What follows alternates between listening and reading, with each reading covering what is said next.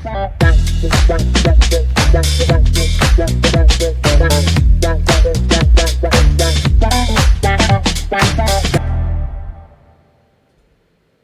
aí, pessoal, tudo bem com vocês? Sejam todos muito bem-vindos ao Ericast, o podcast da sua jornada extraordinária.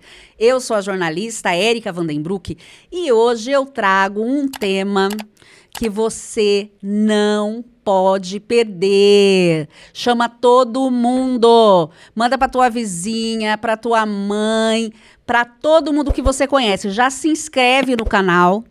Ativa aí o sininho de notificação do canal. Por quê? Porque você vai receber tudo em primeira mão. Quando o episódio for ao ar, você vai ser um dos primeiros a receber o conteúdo.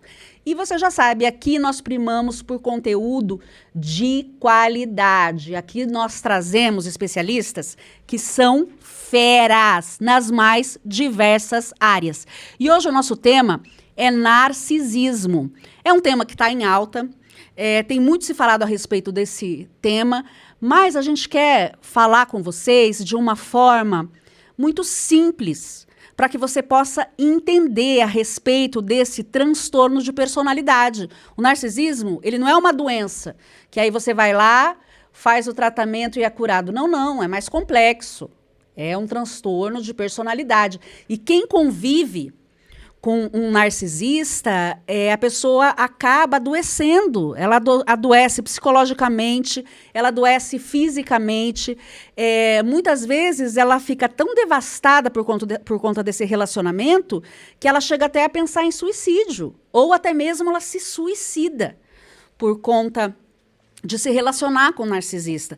E os narcisistas, eles estão por aí. Eles estão nos cargos de chefia, eles estão nas famílias, em relacionamentos amorosos.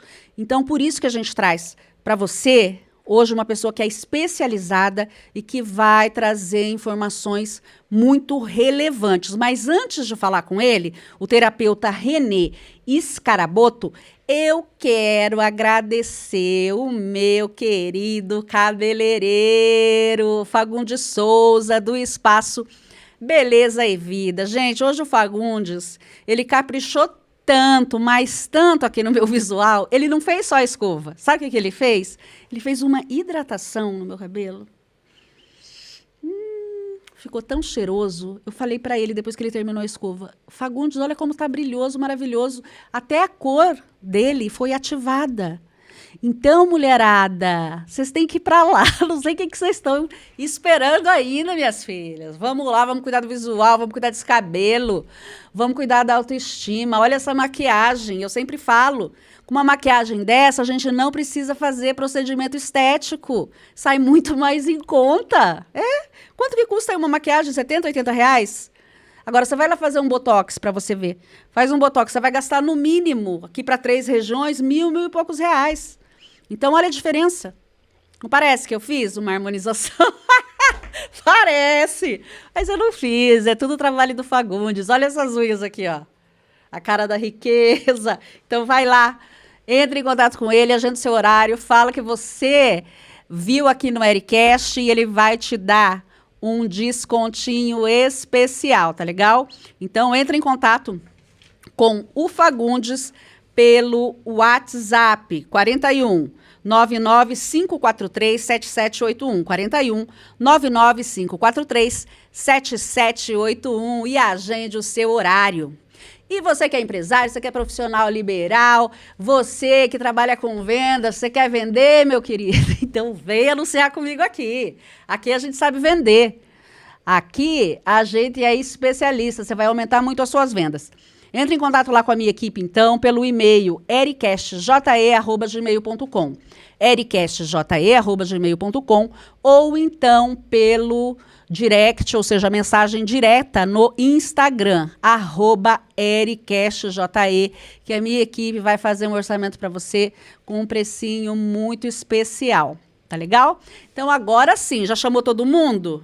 Você lembrou daquela pessoa que é narcisista? Que ninguém aguenta? Então, manda para ela. Manda o episódio para ela que você vai estar ajudando.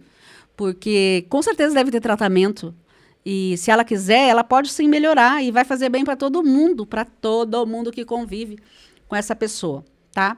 Então, agora sim, vamos conversar com ele, o nosso convidado de hoje, o terapeuta Renê Scaraboto. Bem-vindo, Renê! Muito obrigado, Érica, muito obrigado pelo espaço.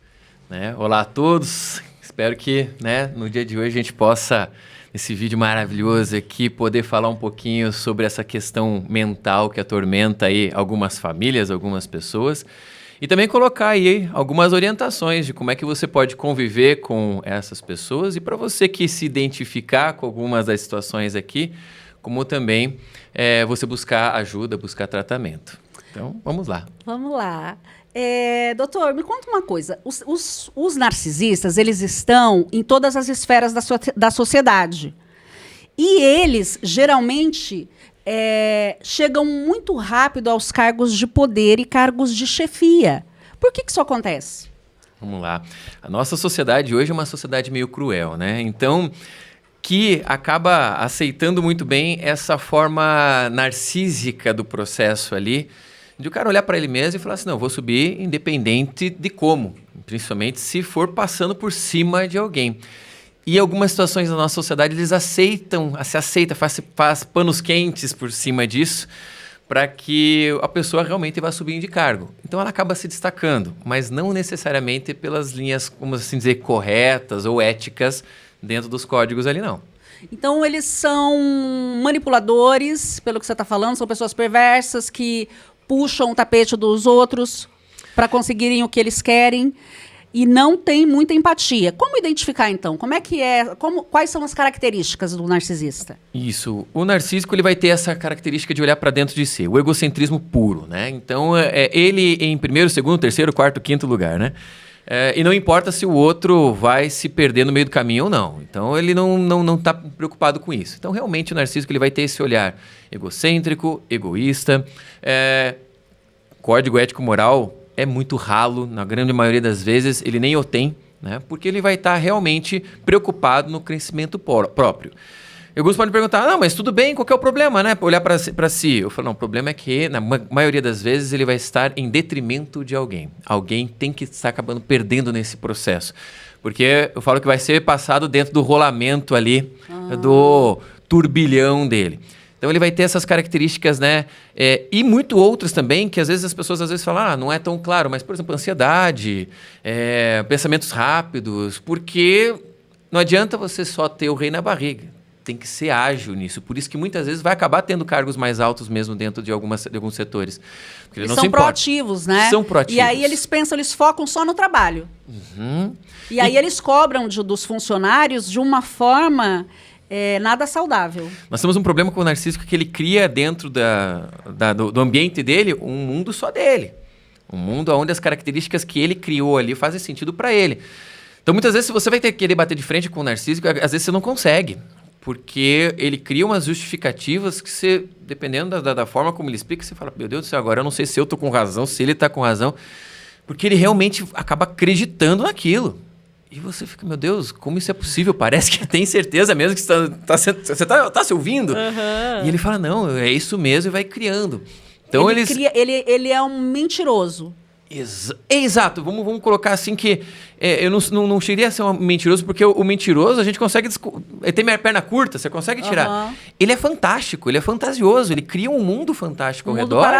Um mundo paralelo. Que ele acredita nisso. Exato, que assim, se você parar para ouvir, tem umas linhas, certa lógica. Mas o que acontece? Não tem ética. Uhum. Tem coisas que daí entram no campo, quando você vai realmente conversar, fica meio maquiavélico, fica meio maligno o negócio, você fala, opa, peraí. Por exemplo, que tipo de conduta? Vamos lá. Condutas profissionais, né? Uhum. Então, realmente aquela situação. Não, eu estou pensando em mim, porque eu preciso pagar minhas contas, porque eu preciso fazer minhas coisas, porque...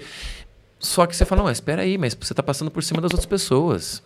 Né? Então, aquele clássico que a gente vai ver em filme, né? Que o cara não importa se você tá bem ou não tá. Eu quero que você trabalhe. Se você tá doente ou não. Se você veio, tem que cuidar trabalhar. dos teus filhos, você precisa ficar até mais tarde. Ninguém perguntou. Às vezes chega ali no final da tarde, ele vem com um monte de demanda e quer que você fique até terminar naquele dia mesmo, depois do teu horário. Vou usar essa desculpa que você falou aí. Mas chefe, eu tenho filho para cuidar, eu tenho uma esposa doente, eu tenho uma situação para fazer em casa, tal. Ele falou, mas isso aí não é problema meu. É bem assim que eles falam.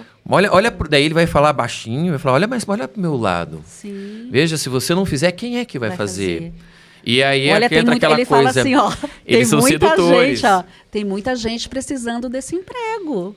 E não só isso, não só no campo da ameaça, eles também são sedutores. Então ele fala assim, olha, mas você é o importante do processo aqui para mim, e o faça. Você tem que fazer, porque se você não fizer, puxa vida, olha, né? Na verdade ele está pensando dele. E então ele é tá muito manipulando, né? Manipulação é uma das características principais também. Então, e aí ele acaba fazendo todo mundo da equipe fazer o que ele quer, a vontade dele. E aí, muitas vezes, ele nem fala com você, mas como você vai vendo como ele funciona, você vai já se antecipando e fazendo aquilo que você já sabe que ele quer que você faça para ele não te retalhar. gente, cuidado, deixa só alertar aqui um pouco. Diferente de liderança, não estamos falando aqui, né, de cargos altos. As pessoas, às vezes, têm que realmente tomar decisões, enfim, e cobrar, não normal, é isso. Né? O que nós estamos falando aqui do processo narcísico é quando isso sai do controle. Isso você percebe que a coisa não... E as pessoas vão adoecendo, os ao funcionários redor dela ao redor. E a própria pessoa. Ela também começa a ter doenças porque ela começa... Bom, nós estamos aqui falando realmente de uma patologia de personalidade psicológica. Sim, psicológica. Então ela começa a ter outras situações. Só que eu falo que ela acaba tendo a síndrome do dedo esticado, né? Nunca pra cá, é sempre pra lá. Sempre lá. É sempre pra lá, Sim. é sempre o outro. Então se ela tá ansiosa é por causa que aquela pessoa não fez o trabalho dela... Ele é uma vítima. Ele acaba também fazendo esse processo de vitimização. Porque ele tem que estar sempre certo, né? O narcísico tem que estar sempre certo. E ele acaba se vingando mesmo? Caso alguém faça o que ele não ordenou? Eu falo que aí nós vamos entrar num processo de quais são as ferramentas que ele utiliza. Lembrando que, como eu falei, narcísico ele está sempre olhando para ele mesmo. Ele vai tentar defender aquilo no máximo. Sim. Então ele pode usar tanto de ataques quanto também da vitimização. Então ele pode atacar o outro, falar, né, que ele é o culpado, que aquele pessoa é o culpado, ele está daquela forma, ou ele pode ir para um outro campo da vitimização e falar, coitado de mim, né, ninguém me ama, ninguém... É difícil, gente. Se você não tiver esperto ali, né, para poder lidar com uma pessoa dessa, você vai cortar um dobrado ali, hein? Você pede pra sair. Se for teu chefe, você não fica. Você pede pra sair, não é verdade? Olha, tem coisas que não vale o pagamento, não, gente. Não. Agora, caso a pessoa ela precise conviver com com esse narcisista, como ela deve proceder? Eu falo sempre que a resposta para as questões psicomentais é sempre o autoconhecimento. Né? Então, Renê, puxa vida, mas é que assim, veja bem, eu preciso conviver com essa pessoa, eu preciso estar nesse trabalho. Até porque se for uma mãe, um pai... Exato.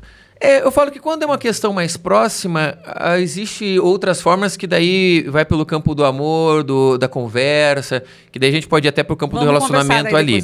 Mas quando nós estamos falando de questões externas, onde você não vai, muitas vezes, não tem abertura para falar com o teu chefe, não tem abertura para falar com o gerente, os supervisores, você fala, bom, eu preciso estar aqui.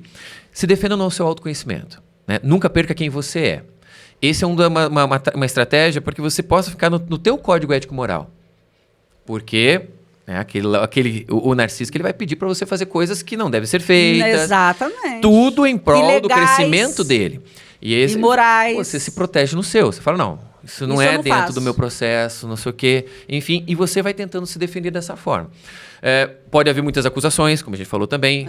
Porque você é um incompetente, você é um... Não, eu não sou isso, eu sei que é ele. Mas eu estou numa situação em que... Nós estamos falando aqui de você poder pelo menos manter a tua saúde mental sobre isso. Então você olha para dentro de si e fala, não... Eu tô aqui por um momento, eu sei quem eu sou. Às vezes a gente está num cargo trampolim ou num cargo estratégico. Você fala, eu preciso passar daqui para daí, alcançar aquele cargo que eu desejo. Então, também não dá para sair correndo. Então, proteja-se dentro de você. Crie seu código de ética, o seu código de conduta, quem você é. Se abrace na sua personalidade ali e fala, não, eu tô dentro da retidão que eu me propus. É uma inteligência emocional também, né? Isso, inteligência, gestão emocional, são essas coisas que nos defendem. Porque às vezes a gente não tem realmente ferramentas para bater contra. Para bater de frente. E às vezes nem queremos bater contra ele naquele momento. Às vezes nem compensa, né? Não fala, mas a gente quer um cargo trampolim, a gente quer só passar por aquele processo. Então se defenda dentro de você. Bater de frente com uma pessoa dessa, olha, se você está num cargo abaixo, pode ficar bem tranquilo, é uma grande chance de você perder. Porque eles são vingativos. Eles são os donos da verdade, E constroem a verdade. Isso que você colocou, são donos da verdade. Lembrando que a verdade, cada um tem a sua. Não existe uma verdade universal, porque cada um vive a forma como deseja. Então, né, aquilo, se eu quero hoje vestir uma roupa mais quente, mas o outro não sente tanto frio. Bom, então ele tem a realidade dele, ele cria dele. Então, por isso que eles acabam sendo muito manipuladores, porque eles fazem você aceitar a verdade deles. E isso gera um processo de manipulação pesadíssimo ali. É verdade. Agora, se for, por exemplo, uma mãe, um pai, alguém que você precise conviver. Bom, nesse caso, você já começa a identificar que são esses que acabam manipulando a vida de filhos, né? Então, nós estamos falando aí daqueles que acabam fazendo uma faculdade inteira porque o pai pediu, porque a mãe mandou. Não consegue, muitas vezes, sair de casa sem pedir licença. A pessoa já está lá com seus 30, 40 anos e está pedindo licença para sair de casa, porque existe alguém ali que está manipulando. Novamente, a gente tem que estar sempre olhando para dentro de si, enfim, para poder realmente fortalecer aquele processo. Porque, assim, se você apontar o dedo na cara do narcísico, ele vai se vitimizar, enfim, vai ter todo esse processo. Então, existe, eu falo que nesse campo, aí a gente tem que ir comendinho pelas beiradas, porque existem efeitos colaterais do processo narcísico, que é realmente depressão, ansiedade, o estresse. A vítima, né? Não, por próprio narcísico. E a vítima também, né? É que daí a vítima é mais fácil da gente identificar, né? A opressão em cima. Mas precisa fazer a opressão, aí ela geralmente adoece, ela vai ter que fazer um tratamento também, Só né? que daí eu falo que daí é da própria pessoa, né? Às vezes eu falo, se você conseguir fazer um tratamento pra você, o narcísico não vai mudar por causa que você tá melhor.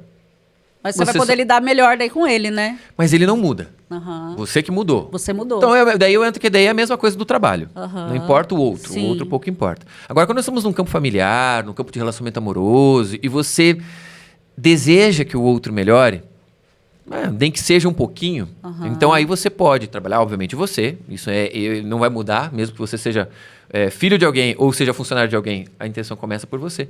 Mas você pode usar também dessas mesmas ferramentas para ajudar o próximo. Então, para que o próximo possa ser uma pessoa melhor.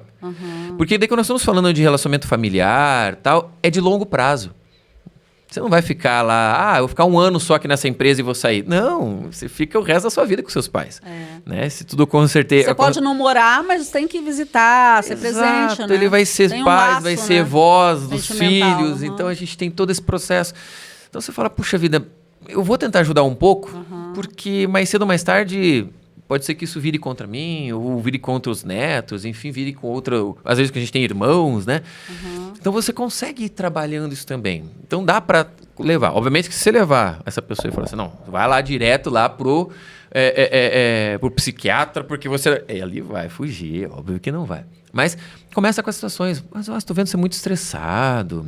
Você está muito... Às vezes você está ansioso, que você falou, né? Que às vezes ele fica ansioso, deprimido, né? Exato. Você começa a comer pelas beiradas. Você fala, será que não seria melhor, né? E eu falo, no narcísico a palavra-chave é tudo ele, né? Então, não estou falando que eu estou incomodado. É para você. E daí ele vai caindo na sinuca de bico ali e acaba indo. Tem que ter uma boa estratégia. Exato. O narciso, quando ele cai no campo psicológico ali, a gente consegue trabalhar. Porque nós, obviamente, daí são os terapeutas que são formados para lidar com essas pessoas. E a gente vai aos pouquinhos auxiliando, cada um com suas ferramentas, obviamente, mas tem como auxiliar o processo. Mas, obviamente, que são bagres ensaboados ali, né? Por isso que é uma síndrome tão complexa ali. E o que leva a pessoa a ter esse tipo de transtorno? É algum trauma na infância, ali na primeira idade? O que leva a pessoa a se transformar nesse... Os traumas psicológicos, eles sempre são multifatoriais, né? Então, nunca é de um ponto só. Então, ele tem desde questões genéticas até questões comportamentais e vivenciando ali realmente o processo. Então, tem várias situações.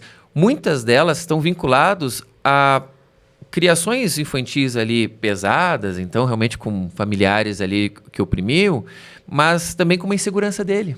Olha que louco. Olha. O narcísico, ele é uma pessoa, lá no fundo mesmo, muito insegura consigo mesmo. Por isso ele cria essa realidade de defesa a todo custo e cria uma realidade fantasiosa para ele se justificar. Olha só. Então, o problema é isso, né? Você vai, puxa, se aperta ele encontra formas de se defender de qualquer forma. Por isso que às vezes ele mente também, né? Por isso a gente vai entrar num processo fantasioso, um processo de mentira. E o mais interessante, isso leva umas bolas de neve incrível. Aí eu falo, por isso que daí um dos pontos de ruptura é o código moral. Que dependendo do fluxo de mentiras que você faz, de repente você vai lá e fala assim, não, deu pra mim. Gente, desculpa aí, deixa eu confessar, deu enrosco aí, porque a bola de neve foi tão grande que você não consegue mais sustentar. O narcísico às vezes não consegue, pra ele tanto faz. Ele vai embora, ele não tem esse processo. Ele não esquece daí depois que ele mentiu? E se ele esquecer também, ele não tem problema, ele Aí fala ele que fala você a que tá mentindo. verdade? Não, ele fala que você tá mentindo. Ele fala que não disse aquilo. Exato. Você tá É o chamado inventando. gaslight, não é? Exatamente. Então é aquele cara que, assim, ele perde um pouco das linhas realmente de ético-morais. Aí você fala, como é que eu vou bater contra um cara desse? Tá sempre certo. Então o convívio realmente com alguém nesse nível é complexo, é difícil. Mas como eu falo, se for uma pessoa que você não ama, que não tem nada a ver, abandona. Vira as costas e vai embora. Agora, o problema é quando a gente ama as pessoas que estão ali, são pais, são tios, são pessoas próximas.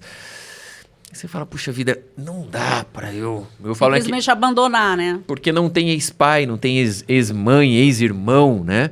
Então a gente precisa às vezes criar essa estrutura. Então eu falo que para essas pessoas dá pra ir comendo pelas beiradas, Sim. sabe? Então dá pra gente fazer Tentando com amor ajudar, né? Isso. O amor sempre vence. Isso aí é o clássico, não tem, gente. Se a gente for na base da porrada, eles vão sair. Não tem crise. E o amor sempre vai vencer mesmo.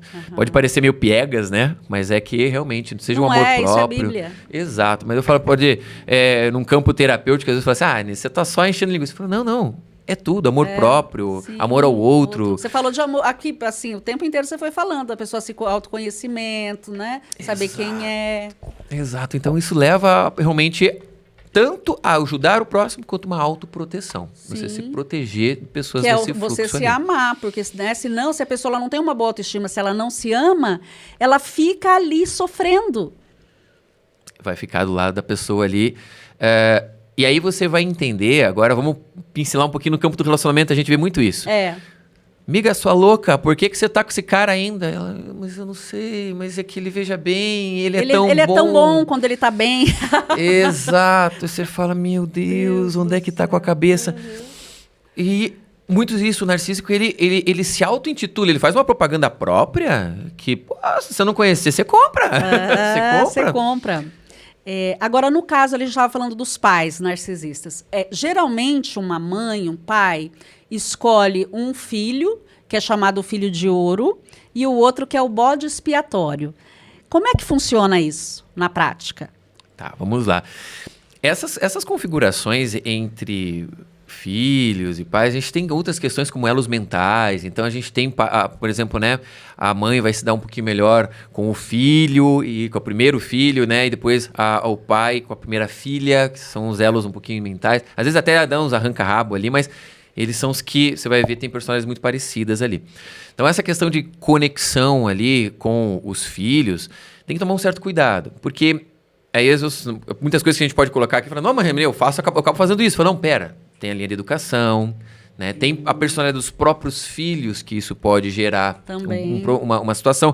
Tem, né, ali filhos mais emotivos, que às vezes sensíveis. Você precisa orientar um pouco mais o pensamento, senão ele vai para outros lugares, ele surta E outros tudo que mais. são mais agressivos também, né? Mais rebeldes. Exato. Então você tem que criar uma certa linha um pouquinho mais dura ali para trabalhar. E se quem não olhar meio de longe, olhar meio sem, pode parecer que esteja não, você está sendo narcísico, está pensando só em você. Bom, vamos ser bem sinceros, que pai não pensa em si mesmo quando está educando os seus filhos. Porque é uma dor, eu não quero que meu filho passe um problema lá na frente.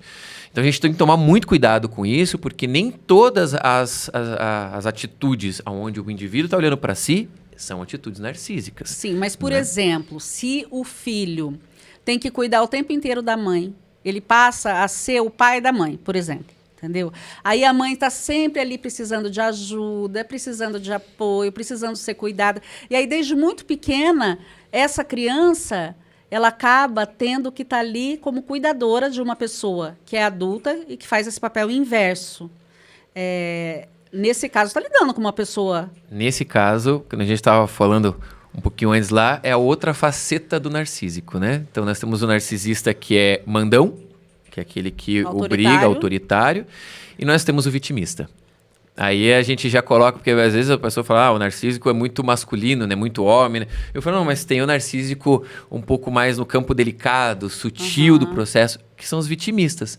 Então são esses, ai, ninguém me ama, ninguém me quer, ai, vão me deixar sozinha aqui.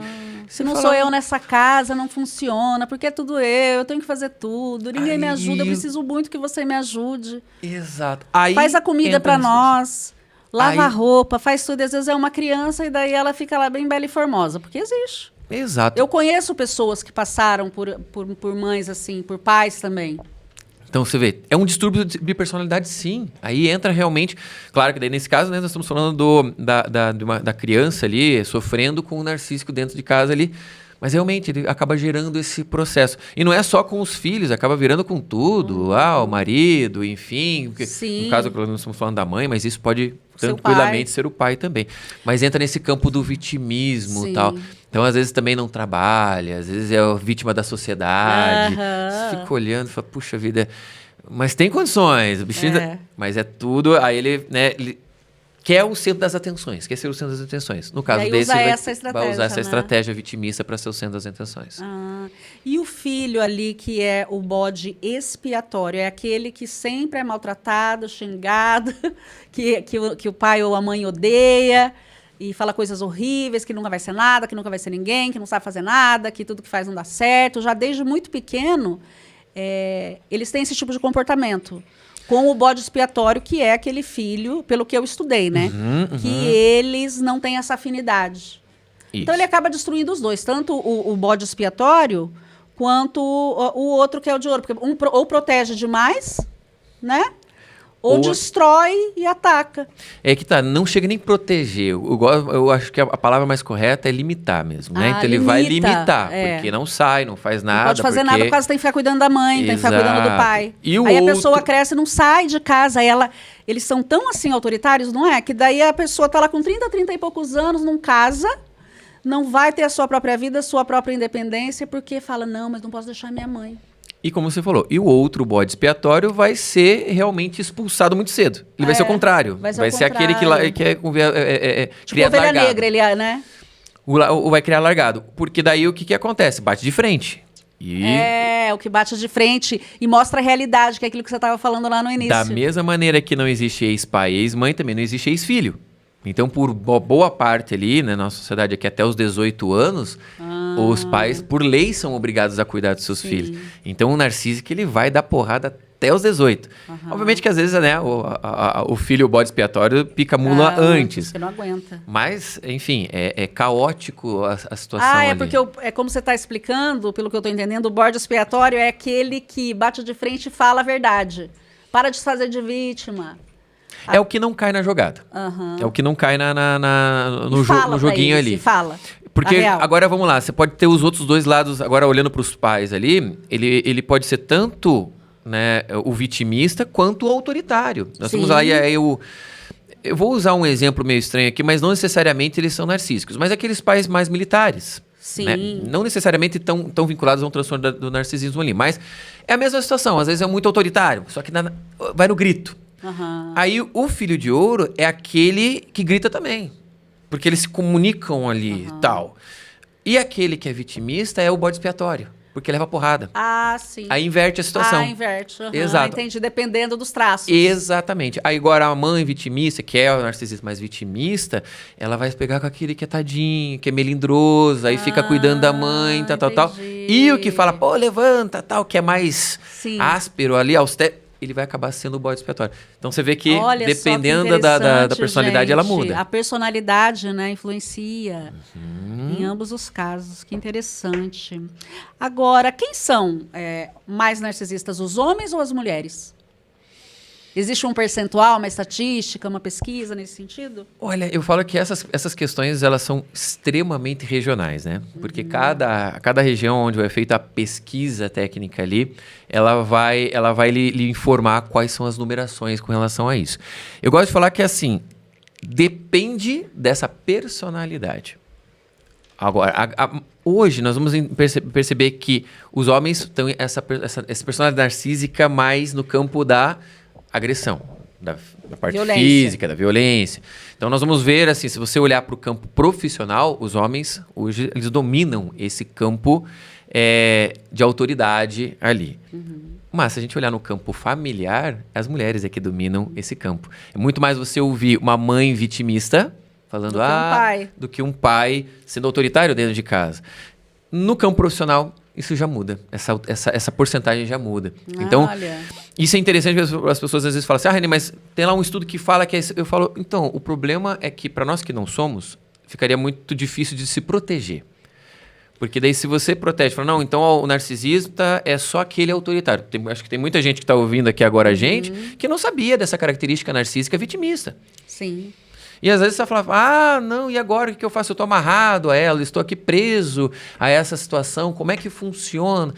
E achando que a pessoa, na verdade, estava com depressão, com qualquer outra coisa. E fala, não, é um processo narcísico.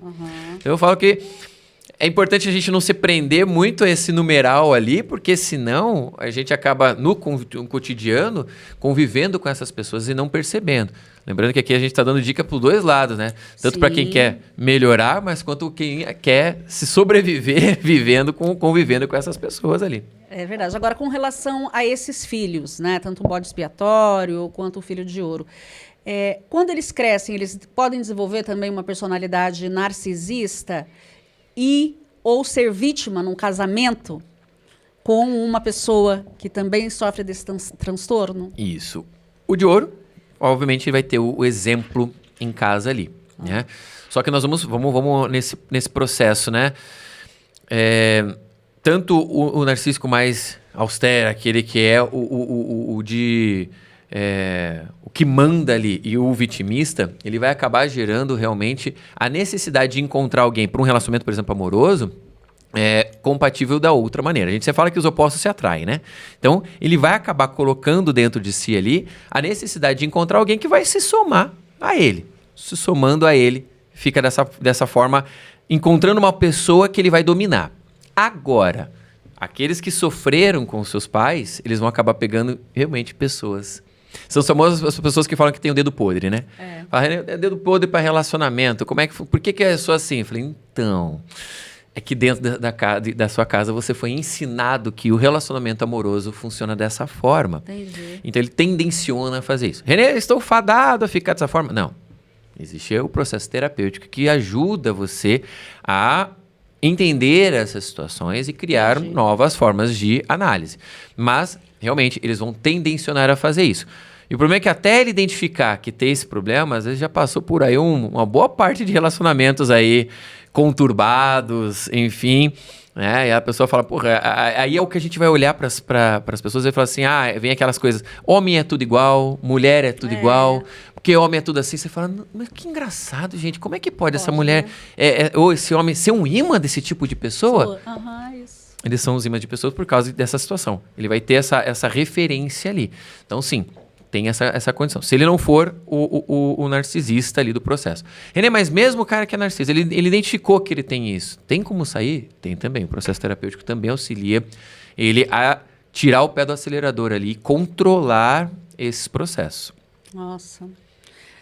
E nos relacionamentos amorosos, tá?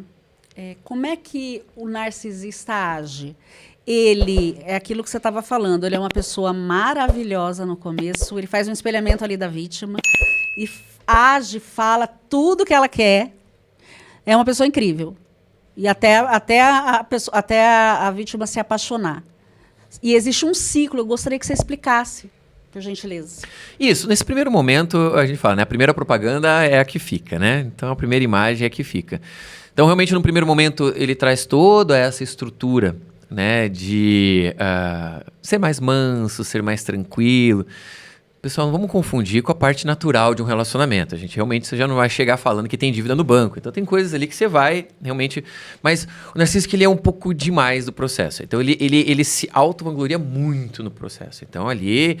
Você olha e fala, meu Deus do céu, onde é que estava esse cara escondido? Essa mulher escondida que eu não vi ele antes, né? Então, ele se transforma em algo lá. E realmente, quando ele percebe que engaixou o processo, isso acontece ali, dependendo do fluxo de relacionamento, nos primeiros meses, vamos lá, os primeiros 6 meses ali acontece isso. A hora que a coisa tá E é algo muito rápido. Então é aquele relacionamento fulminante, é apaixonante. O processo... a pessoa que é, vamos colocar essa palavra, né, vítima desse narcísico, ela nem percebe. Ela tá tão inebriada daquele processo, ela fala, paixão, nossa, né? parece que ela resolveu todos os problemas e realmente o cara é doador completo naquele primeiro momento. Ele faz tudo que a outra pessoa parece que quer e tudo mais, mas ele tá no final, num momento mesmo que ele vai... Fisgar. A intenção dele é no longo prazo. No longo prazo ele quer ter uma pessoa que fique vangloriando a ele. Porque daí ele vai passar, a partir do momento que tem essa ruptura, essa quebra... E agora falou, bom, agora você não me larga mais. Começa a vir frases do tipo, né? Bom, você não vai encontrar ninguém melhor do que eu. Pronto, a partir desse momento, a coisa começa a degringolar. Porque daí ele começa a realmente, a não fazer mais pelo outro com quem diz assim, eu já fiz o suficiente para você. Agora, a intenção é que você faça para mim. O problema é que a proporção é pequena, né? Então, são 6 meses, às vezes ali, né? De doação ao outro e o resto da vida de escravidão para o narcísico. Então, aquela pessoa que se relaciona com isso fica pro resto da vida pagando uma dívida feita lá no começo do relacionamento. E aquilo é utilizado sempre contra ele. Fala, não, você tem que fazer isso porque lá no começo eu fiz tudo para você. Eu aceitei seus pais, eu aceitei as suas condições, aceitei... Isso é e sempre fazer o jogado. quê, geralmente? O que ele pede? O que configura essa escravidão? Eu falo que para ter um processo patológico e para a gente sair do campo natural, porque aí nós temos também a situação natural de relacionamento amoroso, onde nós vamos ter ali aquela adaptação um ao outro, é sempre que alguém tem que estar perdendo. Ah, sim. Tá? Alguém tem que estar perdendo feio. Porque, mesmo isso até no ponto do profissional, a relação saudável é o ganha-ganha. Sim. Se alguém está perdendo e está perdendo no médio, no longo e no longuíssimo prazo, tem algo patológico ali. Então, ok, uma vez ou outra, por isso que é tão sutil esse processo, porque não é tão claro. Você fala, não, mas eu fiz uma vez. Já é detectável que é um narcisismo? Não, né? Falo, não, uma vez, não sei, pode ser uma adaptação da situação. Sim. E quando é que eu vou identificar isso? Aí que é o grande problema. Pode ser que depois de um tempo já, nós estamos falando aí às vezes de um ano e pouco, que você começa a identificar que você está perdendo e não tem estruturas de ganha-ganha. Aí a gente vai perceber, às vezes, no relacionamento, é que ela fala assim, não, ele vai melhorar. É. Ele vai melhorar. Porque ele não era assim, quando eu conheci ele não era assim. Você fala, puxa vida, me perdoe, mas há uma grande chance dele não melhorar. E piora, né? Diz que vai piorando cada vez mais. Ele vai entrando numa silhueta ali de declínio para com o outro, mais de vangloriar para ele, que realmente você começa a perceber que você vira um escravo daquela pessoa. Não, e você começa a viver a vida da pessoa. E aí, tudo os seus projetos, o que você gosta, você precisa parar. Seus amigos, muitas vezes, ele não quer... nem que você visite a tua mãe, o teu pai. Você tem que viver em função dele. Fazendo... Ou dela, né? Fazendo as vontades daquela pessoa. Se ela não quiser que você trabalhe fora, de repente você tem ali uma profissão, ele fala, não, mas mulher minha, eu não trabalho fora. E aí isola cada vez mais a vítima. Vai isolando, não é verdade? Como você falou, essa frase é muito característica, né? A mulher minha, porque nós estamos falando de um homem com... As mulheres também têm nessa situação, só que daí elas acabam muitas vezes humilhando o homem. Falam, por que você sai daqui, cara? Você não presta pra nada. Sim. Você é um inútil. Sim. E acaba fechando ali, porque daí ele lava a louça, ele faz isso aqui. Que banco você vai ficar aí? Porque daí controla mais fácil a pessoa. É a situação que aí entra ganha-perde. Aham. Ele está ganhando, mas o outro está perdendo. Não, isso destrói o psicológico da pessoa. O indivíduo que sofre disso, ele acaba realmente, dependendo se for no médio e longo prazo, ele começa a realmente questionar. Por isso que eu falei já no começo. Amor próprio, olhar para si mesmo. Porque no médio e longo prazo você não convive com uma pessoa dessa, você começa a questionar realmente seus valores. Sim. Você fala... Será que eu sou mesmo isso que ele está dizendo, que ela está Por dizendo? que eu nasci, gente? Se né, eu não presto para aquilo, não presto para aquilo lá, eu sou um filho ruim, uma filha ruim, porque eu não posso... Eu sou um inútil? Porque muitas vezes as pessoas falam assim, mas poxa, é fácil de identificar. Ele vai olhar na cara, não vai na minha mãe, eu dou na cara dele, isso aqui. Eu falo, não, meu anjo, não é assim, ele é manipulador, lembre disso. Pode ser que coloque outras linhas, como por exemplo, não, veja bem, por que você vai lá na sua mãe? Você vai atrapalhar ela? Você sempre foi um estorvo, por que você vai continuar sendo... E às vezes você fala, puxa, é verdade, né? Hoje não sei, não tô legal, tal. E quando você menos percebe, passou 1 mês, 2 meses, 1 ano, 2 anos, e você tá sempre naquela lida. Então não é tão claro. É o chamado gaslight isso, não é? Então, O que seria esse gaslight? A pessoa, ela começa a não acreditar, na verdade, ela passa a acreditar na realidade do narcisista, é isso? Por exemplo, não, eu não falei isso, que você falou que eles falam que não disseram. Você disse tal coisa, tá, você me magoou, porque daí você tenta ainda conversar com a pessoa. Daí ele fala, não, eu não disse isso. Você está ficando louca, da onde que você tirou isso? Ou chega uma hora que você não aguenta mais, daí você grita, você explode, daí ele fala, nossa, você está ficando louca, eu estou preocupado, que é a questão da manipulação. E aí a pessoa ela começa até a duvidar da realidade e acreditar que o que ele está falando é a verdade. Isso. Como a gente falou ali, ele cria a fantasia. Porque eu tive aqui até uma entrevistada, uma advogada criminalista, que ela atendeu uma cliente assim. E era bem isso que ele fazia com ela. Chegou uma hora que ele começou a levar no psiquiatra e dar um monte de remédio para manter ela sedada. Para aí ele dominar e fazer todas as vontades dele. E ela começou a achar que ela estava realmente doente. Um pouquinho de história, né? Por isso eu falo, esses termos são muito novos, mas os manicômios nasceram dessa forma, né? Os manicômios inicialmente eram para ser colocados mulheres que não estavam, né, condizendo com seus maridos e pessoas que você não gostava, inimigos e tudo mais. Não necessariamente pessoas loucas. Doentes mesmo. Porque entrava nessa linha. Se você falar, não sou maluco, ele fala, todos que estão aqui dentro falam que não são. Não tem nenhum que fale. Daí você fala, não, mas eu não sou mesmo. E começa a se irritar, você fala, viu só? Por que você está se irritando? Ninguém está falando alto com você aqui. Então é bem sério, hein? Então, por isso que do campo das psicoterapias se abominou o processo de manicômio. Porque você fala, não tem como, é sinuca de bico. Sim. Hoje a gente tem o tal que a gente chama de hospital-dia. Então a pessoa vai, passa por o processo terapêutico, volta para sua família, volta para sua casa. E então ele tem a situação de ir lá ser medicado, tratado, enfim, e volta para o seu ambiente familiar para que ele possa ter as evoluções lá, não dentro do processo. E daí sim você consegue mensurar o que é patologia e o que não é. Tá? Olha só. Então você vê que eu não sabia disso. Exato. Então isso funciona um processo de manipulação que é muito mais sério do que simplesmente uma pessoa.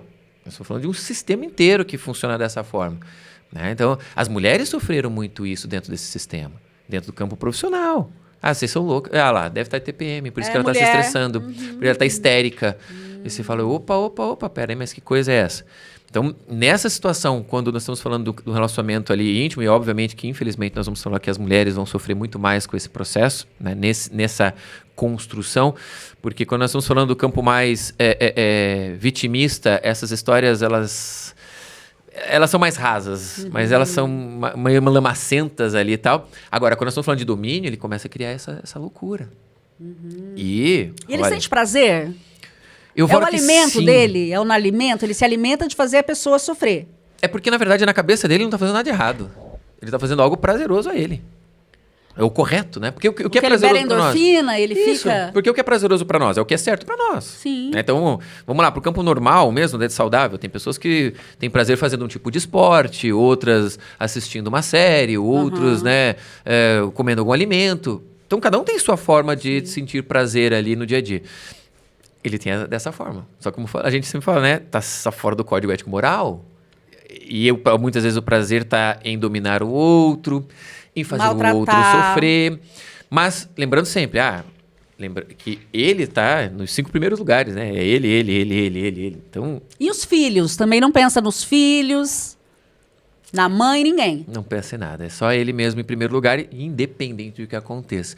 Se acontecer isso, é efeito colateral. Meio maquiavélico o processo, né? Então, ele acaba realmente entrando no processo de efeito colateral. Não tem ninguém que seja mais importante do que ele naquele momento. Relação ganha-perde. Ganha só ele e o outro acaba perdendo.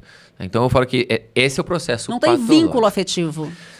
Ele vai ter um vínculo de utilidade. Enquanto você estiver me servindo, nós temos um vínculo. Se não estiver me servindo, acabou o nosso vínculo por aqui. Então, nossa. Você vê que dentro do campo profissional, isso é bem arriscado, né? Muito. E dentro do campo... no campo emocional, ali, quando nós estamos falando de relacionamento amoroso, é onde a gente, às vezes, de fora, consegue ver realmente relacionamentos tóxicos, utilitaristas. Você fala, um tá usando do outro. E se você tiver um pouquinho mais de... estar próximo desse casal, você vai ver que um parece que envelhece 10 anos do lado do outro. Sim. Vai sugando energia. Você fala, e o outro vai estar sempre jovem, sempre bonitão, né? se você não bater muito, não entender muito o que está acontecendo, porque às vezes você, como eu falo, tem que estar próximo, porque longe, a gente fala, nossa, coitada daquela que tá ali, olha, ela tá tão mal, o outro tá tão bem. Aí você fala, eles moram junto. Bom, ele que tá certo, né? Porque ele tá bem, ela que tá mal. Vamos medicar, vamos não sei o quê. Tá doente, né? E na verdade, quem é o ruim... Não tá com a cabeça boa. Quem é o ruim é o outro lado. Olha, então, por isso que a gente, às vezes, só consegue identificar isso quando tá mais próximo, quando é um convívio mais próximo. Aí que você começa a perceber que falou, peraí, não...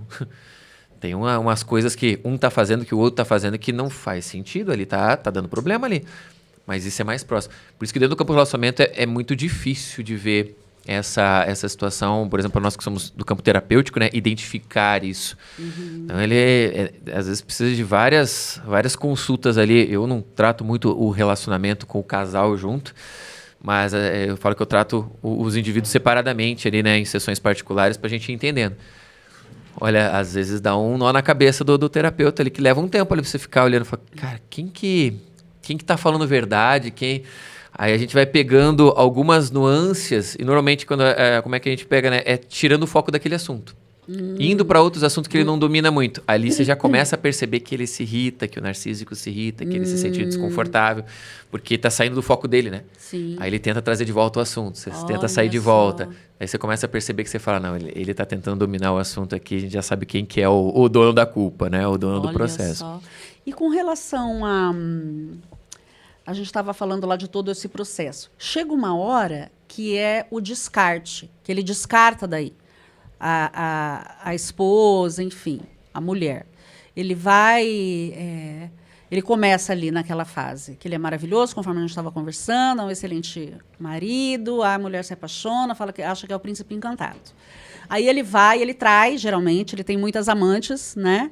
E aí a mulher descobre, aí a mulher fica chateada, pede para separar, aí ele fala que geralmente a culpa é dela, porque ela não foi uma boa esposa, porque ela não cuida bem dele, porque não sei o que, não sei o quê.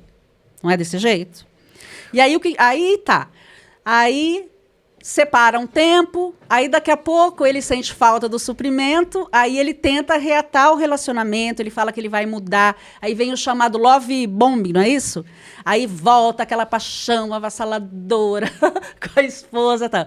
Aí depois ele retorna esse ciclo, até chegar ao descarte final. Gostaria que você explicasse para a gente como que é esse procedimento do descarte final. Quando que ele chega e fala, pronto, não quero mais saber de você, estou te descartando, já te usei o máximo que eu precisei e agora não quero mais esse suprimento dos seus sentimentos. Então, quando a pessoa já está devastada? Então, eu falo que essas historinhas de começo, meio e fim, elas funcionam muito bem para campos de explicação teórica e tudo mais. Na prática... Não é assim. Não é assim que funciona.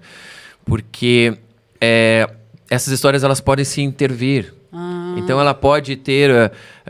você fala assim, teve lá um apaixonamento, tudo mais, aí uma traição. Eu falo, não, pode ser traído desde o começo. Você não ser a única que ele está falando todas aquelas coisas. Então, mas mesmo sendo casado, essa é uma característica, a traição? Eles traem? Sim, traem. Porque o que amantes, acontece? Eles têm que ter. Porque o narcísico, ele chega um momento que ele tem... aquela coisa, você quer ter um carro, quer ter 2, quer ter 3, quer ter 5... Ele tá sempre querendo mais pra ele. Isso é uma fome insaciável. Pra ele ter essa coisa do egocentrismo, pra ter pessoas ali, né? Fazendo as vontades dele, elogiando. Lembra que a gente falou no começo ali, né? A questão profissional, ela é complexa de analisar. Por quê? Porque, não, ele só tá querendo crescer a empresa dele. Sim. Ele tá só querendo ser o melhor, tal. Mas daí no campo do relacionamento você já vê que tem um negócio errado. Fala, não, peraí, ele tá querendo 3, 4 esposas, pra quê? Não, nós vivemos uma sociedade que não aceita isso. Poligamia, né? O código moral dele tá errado. Aí ele começa a ter um processo complicado. Então ali a gente começa a identificar que tem isso. Então realmente ele vai querer mais, ele quer mais de uma pessoa servindo ele. Tá? Então isso é muito comum dentro do processo do relacionamento amoroso. Porque é o único lugar também mais próximo, porque a gente não pode ter 2, 3 pais, né? Sim. Então, ele ali é limitado, ali a serventia familiar. Aí ele vai para o campo dos relacionamentos, é onde ele tem mais facilidade, né? Ele ou ela, enfim, né? Vamos colocar que essa linha funciona para os dois lados. Sim. E daí sim vai ter essas definições. Então, como você colocou ali, a mulher descobriu a traição, daí termina tal. Não necessariamente, às vezes ela termina porque realmente esgotou. Então a gente também tem que lembrar que o narcísico não é um cara perfeito, ele também pode errar na mão. Mas ele pede daí pra voltar, se faz de vítima muitas vezes, e fala que ama, que não vai fazer de novo. Exato. Então, entra nesse processo. Até o momento em que a pessoa não entrega mais. Aí nós estamos falando do descarte. Tá. Lembra sempre que o narcísico ele precisa vencer. Tem que ter um Sim. motivo para ele. Sim. Parou de ter um motivo para ele, ele descarta. Só que nós temos que entender assim, tem vários tipos de narcisos. Então, você tem que entender o que para ele não faz sentido. Então, tem os que vão se descartar porque começaram a ter filho. Ele não quer ter filho. Ah, sim. Então, Aí teu a mulher filho, tem que cuidar dos filhos, vai embora. né? Porque a mulher engordou, ele não quer uma mulher gorda do lado dele. Ah, Marrene, mas ele é gordo. Mas isso não tem nada a ver. Ele é narcísico, ele pode fazer o que ele quiser, né? Então, ele não quer. Então, ele manda embora. Ah, porque ela envelheceu. Isso a gente vai ver muitas vezes em relacionamentos de longo prazo. Você fala, meu Deus, mas estão há 20 e poucos, 30 anos juntos, o cara... Aí ele vai pegar uma novinha, mas nem sempre é um narcisista, né? Exato. Não precisa necessariamente a gente comparar, mas você, né, falando que tem várias formas de descarte. Né? Não é uma única estrutura ali, porque senão as pessoas falam assim, então o meu não é. Eu falo, não, cuidado. Às vezes você está numa outra situação e não percebeu ainda. A situação clássica é ganha, perde. Não tem a outra estrutura. Não tem um vem a nós, né? Só vai a ele. Só vai a ele. Exato. E você fala, mas, cara, quando é que eu vou ganhar nessa brincadeira? Quando é que vai ter um negócio pra mim? Mas de vez em quando ele não dá uma migalhinha, ele vai, leva um dia ali pra jantar, ele vai, dá um carinhozinho e tal. Essa é a palavra correta. Migalha. Qual que é o problema da migalha? A migalha, eu vou te alimentando. Migalhas de pão serve pra isso, né? Eu vou te alimentando aos pouquinhos. Mas você nunca tá alimentado.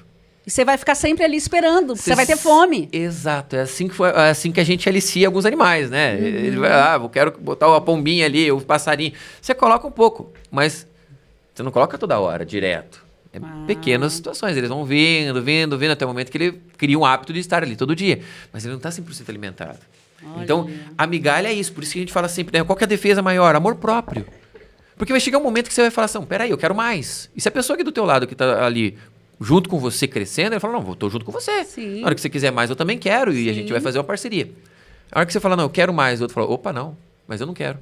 Você fala, não, mas peraí. Tem alguma coisa errada. Eu ajudei você a crescer, agora é a minha vez. Quando é que vai ter a minha vez? E não tem... Nunca chega, né? Nunca chega. E por isso que aí é aquela coisa. Não, mas então vamos jantar. Você fala, não, tudo bem, eu vou jantar. Você vai pagar lá 200 no jantar para mim. Mas você comprou um carro de 500 mil? Só no teu nome. Exato, só para você. Você fala, não, mas aí tem alguma coisa muito errada, porque... E às vezes usa o dinheiro, né? Ele usa o dinheiro da esposa e manipula. E aí deixa ela sem poder usar o próprio dinheiro que ela ganha trabalhando. Isso, por exemplo, nesse caso é muito mais fácil de identificar.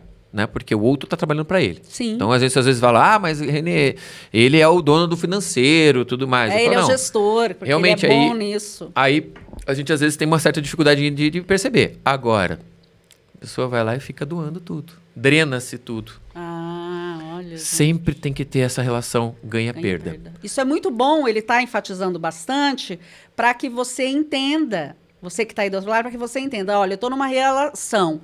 Estamos os dois aqui em equilíbrio? Nós dois estamos ganhando, estamos crescendo, um está se doando para o outro? Não, só um ganha e eu só estou perdendo. Então, provavelmente é um narcisista. Sai fora. Você não precisa ficar. Exato. Né? Eu falo, por isso que eu vou falar do amor próprio, né? O amor próprio faz você colocar as mochilinhas nas costas e falar, quer saber, né? Se você não me ama, né, eu vou buscar quem faça isso de verdade e tal. Mas muitas mulheres, elas ficam cegas e elas acreditam que não, que é só uma fase que vai passar e ficam ali, né, presas. Isso, mas aí eu entro numa outra situação que eu entro na questão também do amor próprio. Gente, não se julgue, não se aperte tanto, tá? Você tá num relacionamento narcísico, agora percebeu, com o nosso maravilhoso vídeo aqui, começou a falar, ih, rapaz, agora me lascou. Não quer dizer que você é uma idiota, ou que você é um idiota, que você é uma pessoa ignorante, incompetente. Não, o pessoal do outro lado também é bom. O cara... Então, assim, não se menospreze, porque isso dificulta mais ainda a tua resposta. Isso dificulta mais ainda você sair dessa situação e ir para um lugar melhor, ir para uma situação. Então, respira fundo, fala, bom, identifiquei aqui, René, e agora, o que eu faço? Se você não conseguir sair sozinho, você pode buscar terapia, pode buscar ajuda, mas isso tudo você vê, é você com você mesmo, é amor próprio. Né? Às vezes tem pessoas aí que vão ter um campo de amizades, familiar. Mas tem gente que não tem amor, você sabia, próprio? Que tem pessoas que têm uma autoestima muito baixa. Geralmente essas que são as vítimas deles. Existe um perfil que eles procuram? Vai ter um perfil que procura. E normalmente, vamos lá, os que são de narcísicos, né, mandões, os generalistas ali, que são os generais do processo, eles vão buscar realmente, normalmente, aquelas mais inseguras, submissas, que vão levar para esse processo. Principalmente baixa autoconfiança, amor próprio, baixíssimo pessoas inseguras, né? Baixíssimo autorreconhecimento, então ela não tem nenhuma retroalimentação no decorrer do processo. Porque pelo menos quem se autorreconhece, com o passar do tempo ele vai se alimentando, né? Mas não, é aquilo lá, com o passar do tempo, ela continua mesmo ou até pior. Então essas são realmente as vítimas ali do narcisista. As vitimistas, né? Então, os narcísicos vitimistas, porque eles também fazem vítimas, né? A gente daí entra numa outra situação, né? Ele arma a arapuca, né? Então, porque o outro ele vai à caça. E o narciso ele vai armar a arapuca. Ele fica esperando, né, a pessoa que daí, por um outro lado, é aquela que doa tudo. Porque para ficar com o vitimista, você tem que ser aquela pessoa que está sempre se doando. Nossa, René, mas se doar não é uma questão altruísta? Eu falo, não. Altruísta se você tiver o entendimento de que você está ajudando e tudo mais. Agora, tem muitas pessoas que são inseguras, ela faz para o outro. Nós estamos falando de uma outra situação que é a síndrome do impostor, por exemplo. Sim. Então, a pessoa com síndrome do impostor, para um narcisismo que é vitimista, é ótimo. Porque ele não se conhece, que não se reconhece. Mas ele fica fazendo para o outro para tentar fazer. Junta esses dois, lascou meio campo. É igual borderline também. Diz que o borderline com o narcisista, se juntar, Exato. não se separam, né? Exatamente, porque daí são duas... um tem uma deficiência que alimenta o outro. René, mas daí ficam felizes. Eu falo, não, eles ficam alimentando as dores. Eles ficam alimentando o pior de um dos dois lados. Então, realmente tem essa situação.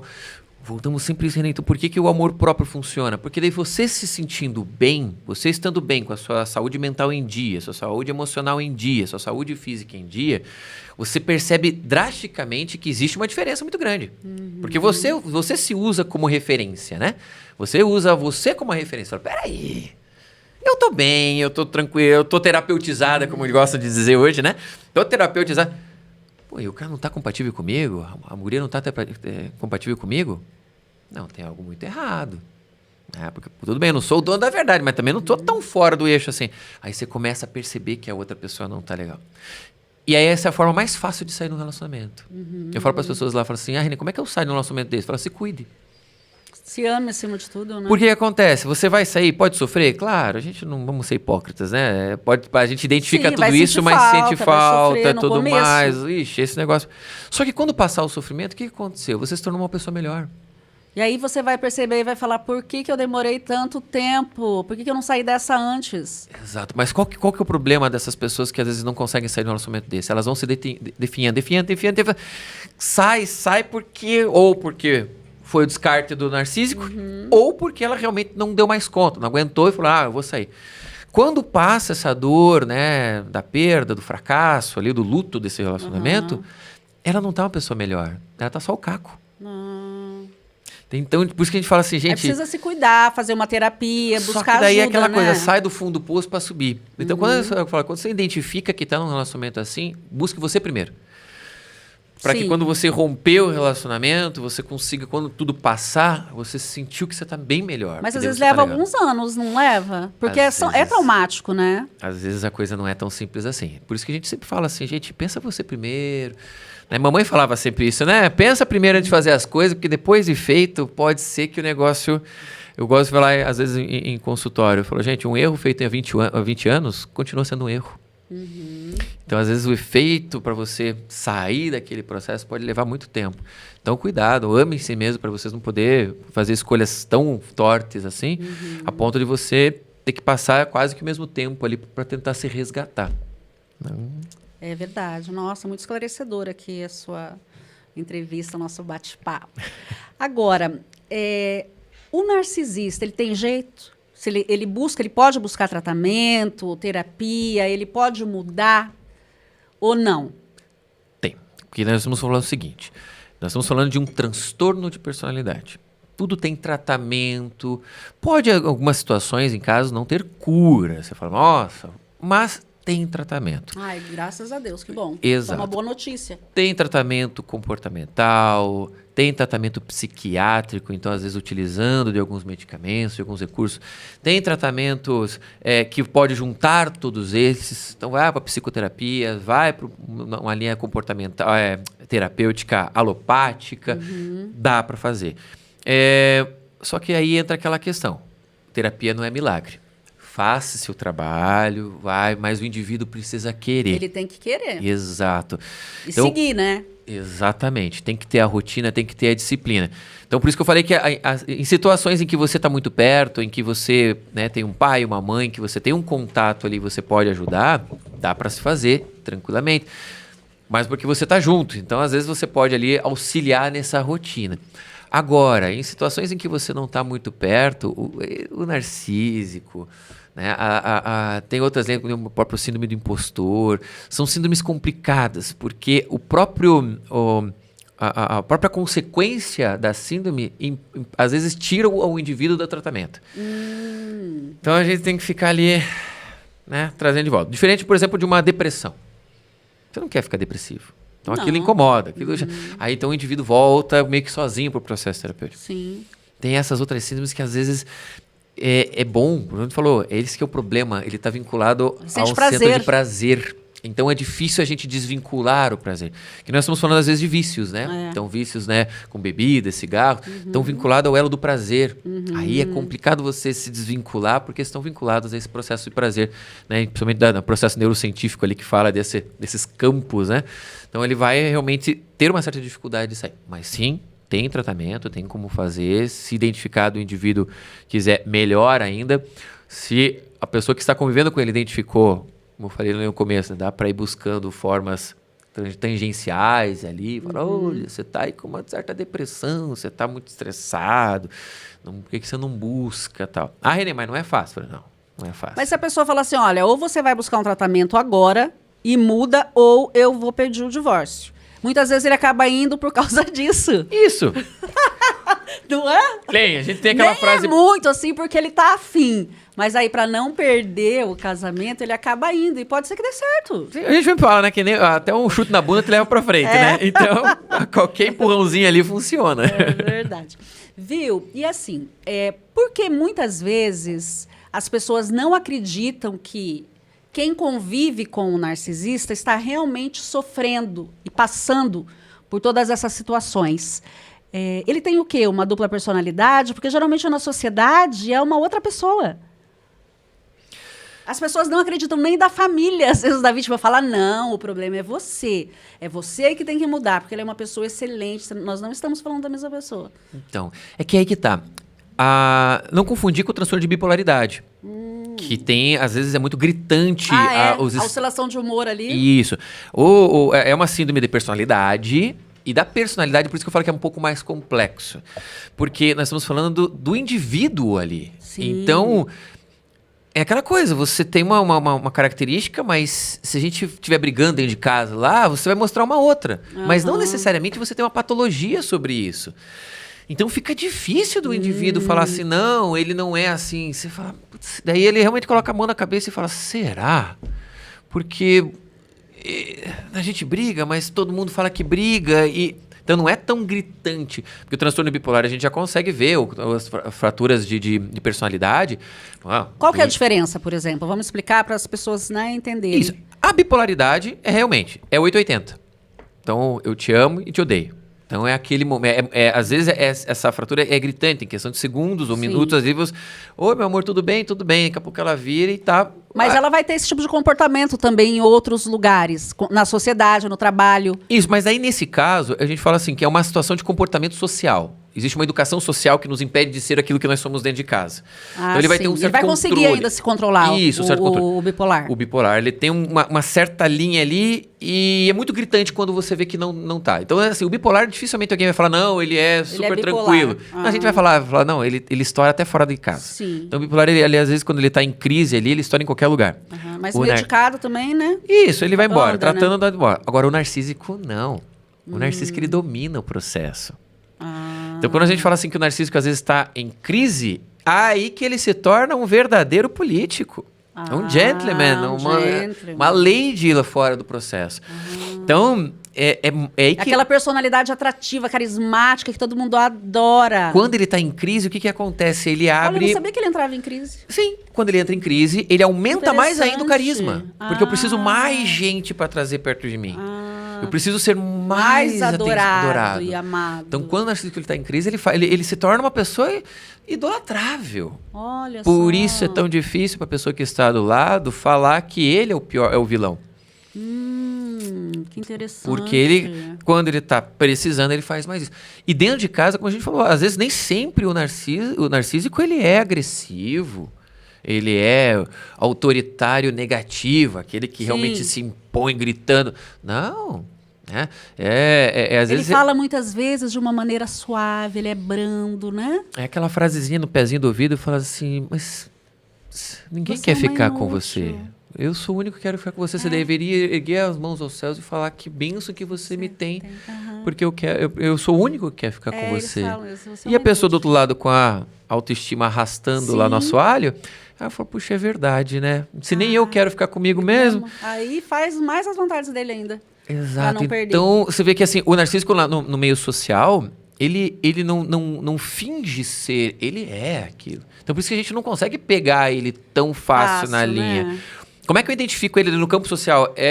Como eu falei, até uma situação dentro do campo terapêutico. A gente tira dos assuntos que ele quer dominar. Aí você percebe que ele se irrita. Então é um cara que domina, por exemplo, o assunto. Você tá numa conversa, você olhou lá. Tem um caboclo que tá ali. Tipo assim, aí é ele que vai... Vocês vão conversar sobre o que ele quer, sobre o tema que ele determinar. Se você desviar para um outro assunto... Como que ele reage? Ele já fecha a cara, ele já fica emburrado. Às vezes são pessoas que saem dali. Você já vai tem que perceber. ser o centro das atenções. Ele tem que ser o centro do processo. E, como eu falei, ganha-perde. Alguém tem que estar perdendo a todo momento. Nem sempre é assim, mas é fácil de identificar. Você já lembrou de alguém aí? Eu já lembrei de uma pessoa. Vê, não bicho, o negócio não é fácil, não é bolinho, não. Mas olha, muito legal, gente. Está sendo bem esclarecedora, né? A nossa conversa aqui com o René. Muito bom. Deixa eu ver se tem mais alguma pergunta aqui importante. Você já respondeu. Não. O método da pedra cinza. Você já ouviu falar nisso? Essa me pegou no... O que você leu sobre isso aí? Vamos ver se pelo nome não me veio. Método da pedra cinza é assim, tipo, não reagir. Se ele falar pra você alguma coisa assim, porque você é uma inútil, você é uma incompetente, o que você disse aqui, se não fosse eu, você ia estar sozinha, quem ia te querer? E aí você não esboça nenhuma reação. E não fala a respeito do assunto com ele. De repente você muda de assunto, você fala, olha, mas sabe o que eu estava pensando? Trocar a janela aqui, de repente colocar uma outra cor aqui na janela da sala. O que você acha? Você acha que fica bom? Eu falo que isso funciona. Diz que ele fica louco, segundo o que eu vi nas pesquisas. Mas quero saber, né, a realidade é que você que é o especialista no assunto. Isso, é a linha ganha-perde. Então, se você ir para qualquer coisa pessoal tua, ele vai se irritar. O narcísico vai se irritar. É igual aquilo que você estava falando agora, da conversa que ele tem que dominar. Ele vai achar estranho, enfim, ele vai se irritar. Obviamente que aqui a gente está sendo bem generalista, né? Falar, vai se irritar, fica bravo. Mas ele se sente incomodado, se sente, enfim... Desviar a atenção dele, seria esse o método, desvia a atenção. Então assim você pode até identificar o indivíduo. Então é mais ou menos o que a gente está bem conversando aqui. Isso aí. Várias situações ali, né? Okay. Como eu falei, claro que daí nós estamos falando de uma situação de alguém com uma dificuldade de fala. René, poxa, eu tô com uma pessoa dessa aqui, mas eu não sou tão articulada que nem você, eu não consigo. Então, realmente, aí você pode utilizar do contrário. Você fala, não, se finge de vaca vesga ali, né? Como diz o ditado popular. E tenta mudar de assunto. Mudou de assunto, você vai perceber esse processo. Só que assim, não dá para conviver com isso. Não dá, gente. Não, diariamente. Eu gosto de uma linha, né, sigo uma linha terapêutica que eu falo, gente, saúde mental em primeiro lugar. Por isso que eu trago muito amor próprio, muita autoconhecimento, autoestima elevada. Para mim é o que, né, faz quase 10 anos que eu trabalho com terapias, a pedra fundamental A base do processo. Qualquer coisa que a gente possa fazer na sequência funciona em cima do amor próprio. Se você não quiser, não tem como sair.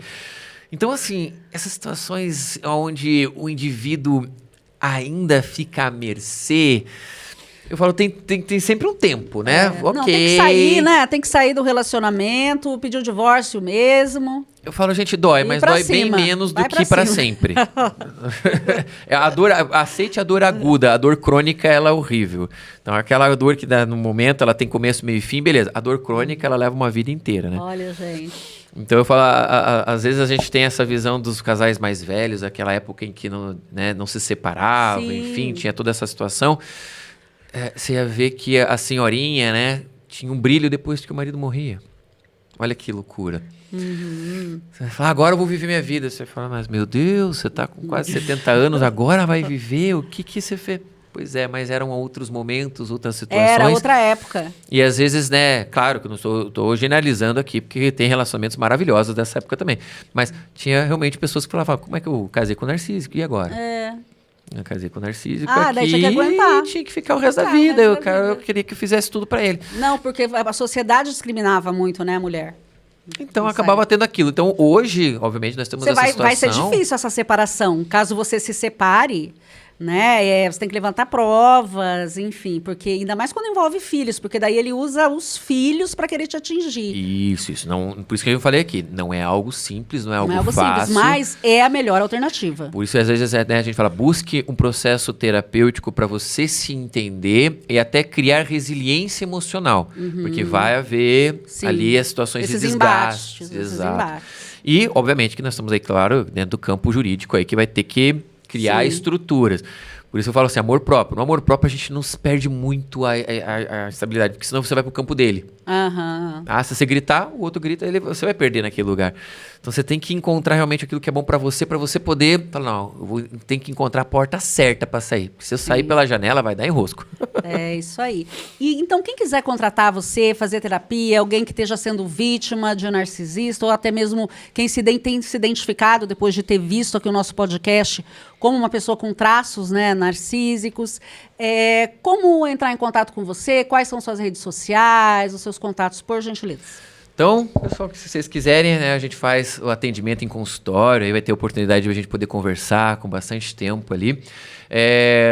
Pode ser pelo contato, né, 41 9692 9774, né, que é o nosso WhatsApp ali, onde eu consigo atender o pessoal. Repete, por gentileza. 41 9692-9774, né? E o nosso Instagram também, eu tenho o meu pessoal, que também pode ser lá, que é @renesk02, onde você vai poder entrar em contato comigo. Ou nós temos ali também o @hipnose_para todos, né? Você colocou ali, você já vai encontrar. Também a gente responde no direct. Enfim, a gente tira todas as dúvidas ali para poder atender vocês da melhor maneira possível e aumentar seu amor próprio aí, né? Que bom. Gente, sensacional, né? O Renê brilhante. Gostei demais. Excelente. Eu aprendi muito. Porque a gente pesquisa, a gente estuda, mas nem sempre é a realidade. Né? Porque a gente vai ali vendo pela internet, vai vendo algumas entrevistas, e eu vi assim que você aprofundou muito mais o tema. Você trouxe assim um conteúdo maravilhoso. Muito obrigada. Eu que agradeço. Gente, sempre isso. Vai para o campo do pessoal, olha para dentro de si. Nem tudo está ali a pronta entrega, né? Personaliza, olha para dentro de si. E quando nós estamos falando de saúde mental, é mais necessário ainda você entender aquilo que é importante para você. Porque faz bem para você, e eu sempre falo em consultório, muitas vezes não faz para mais ninguém nesse mundo. Então, puxa vida, olha para dentro de si mesmo. Os processos terapêuticos, por isso muitas vezes as pessoas falam, você tem que fazer terapia, hein? Não é para você porque você tá ruim. É que aquela coisa, muitas vezes essa pessoa tá olhando para você e você precisa se amar mais. Sim. Você precisa performar mais ainda naquilo que você já é. E, obviamente, que vai chegar num limite dessa performance, que é aquela coisa, o que é importante só para mim e para mais ninguém. No processo terapêutico vai te ajudar bastante nessa visão. E é mais ou menos essa brincadeira que a gente faz aqui, né? Fez aqui de ir aprofundando mais esses campos que às vezes a gente encontra aí em Google da vida, né? Algumas linhas, umas ferramentas terapêuticas também. Eu dei uma pesquisada em YouTube, algumas especialistas também, mas, nossa, esclareceu muito, maravilhoso. Gente, tem que fazer terapia com ele. Você está vendo aí que você está precisando, não só nessa área, né? Tem tantas outras que você precisa aí resgatar o teu amor próprio, às vezes na sua área profissional, né? Tanta coisa que a gente pode melhorar, né? Então, eu indico aqui o Renê para você, tá bom? Obrigada, Renê. Eu que agradeço, Érica, pela oportunidade. Agradeço por você que ficou aí assistindo a gente até agora. Espero que tenha esclarecido aí alguma coisa aí. Se precisar, vai atrás de nós aí pra gente poder conversar melhor. Isso, se tiver alguma pergunta, quando o podcast for ao ar, eu mando daí pro Renê, ele responde se tiver mais alguma dúvida, se, né, não esclareceu alguma situação, enfim, você teve aí mais alguma questão, você pode escrever e aí eu encaminho para ele, ele responde para você. Obrigada. Perfeito, obrigado. Gente, olha, você sabe que eu sou cristã, né? Então eu fui ver o que a Bíblia diz, porque a Bíblia ela é um livro que ela fala a respeito de todos os assuntos. Aí eu fui lá ver o que a Bíblia diz a respeito do narcisista. Lá em 2 Timóteo 3, de 1 a 7, diz assim, ó. Nos últimos dias sobrevirão tempos terríveis, ok? Que é esse tempo que a gente está vivendo agora. Os homens serão egoístas, avarentos, presunçosos, ó, que é o que ele falou, arrogantes, blasfemos, desobedientes aos pais, ingratos, ímpios, muitas características aqui do narcisista. Sem amor pela família, ele é um cara que não ama ninguém, não tem amor pela família, ó. Irreconciliáveis, caluniadores, ou seja, mentirosos, tá? Não tem domínio próprio, são cruéis, ó, cruéis, a crueldade, a perversidade, e são inimigos do bem, são pessoas malignas, ok? Eles são traidores, ó, precipitados, soberbos, mais amantes dos seus prazeres próprios, que é a questão do ego, do que importa para ele, do que amigos de Deus. Eles têm aparência de piedade, quando eles estão lá, né, naquela fase lá do ciclo que ele falou. Então, ele vai ter uma aparência de piedade, ele vai ser carismático, ele vai ser uma pessoa muito bacana, mas negando o poder de Deus. Então, afaste-se desses. Ó, Deus está dando aqui para você o mesmo conselho do Renê. Se afasta. Fuja desse tipo de gente, tá? Porque eles não vão mudar. Eles não querem. Esse tipo aqui de pessoa, esqueça. Que tem todas essas características aqui, ó. O próprio apóstolo Paulo, ele orienta. Fuja, não se relacione, cuide de você, tenha amor próprio, vai se tratar, entendeu? Porque você é uma pessoa amada. E você não é nada disso do que esse egoísta, ou essa egoísta, está dizendo. Você é o que a Bíblia diz que você é. Você é uma bênção de Deus, você é mais que vencedora, você é mais que vencedora em todas as coisas. Tá bom? Deus te fez para reinar. Você é rei, você é sacerdote. Beleza? Então, eu quero falar para vocês agora do Ericast da semana que vem, que vocês também não podem perder. Ele vai ao ar às 5 horas da tarde. Nós vamos falar também sobre um tema aqui, minha gente, que é muito polêmico. A descriminalização da maconha. Você sabia que aqui no Brasil agora foi liberado o porte de até 40 gramas de maconha pelo Supremo Tribunal Federal? É isso mesmo. Você sabe o que significa 40 gramas de maconha? Mais ou menos uns 150 cigarros. Quem que vai portar... É um negócio desse tamanho assim, ó. Quem que vai portar para consumo próprio 150 cigarros para fumar na rua, minha gente? Você não acha que isso vai facilitar o tráfico? E a questão psicológica, mais pessoas vão ser viciadas. A gente vê lá os Estados Unidos, por exemplo, que liberou.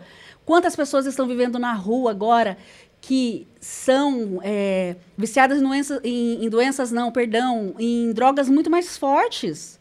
Então, a gente vai debater esse tema que a gente vai trazer um advogado para explicar para a gente o que isso significa na prática e também um psicólogo. Então, eu espero você, tá bom? Muito obrigada pelo seu carinho, pela sua audiência e a gente se vê. Beijo grande.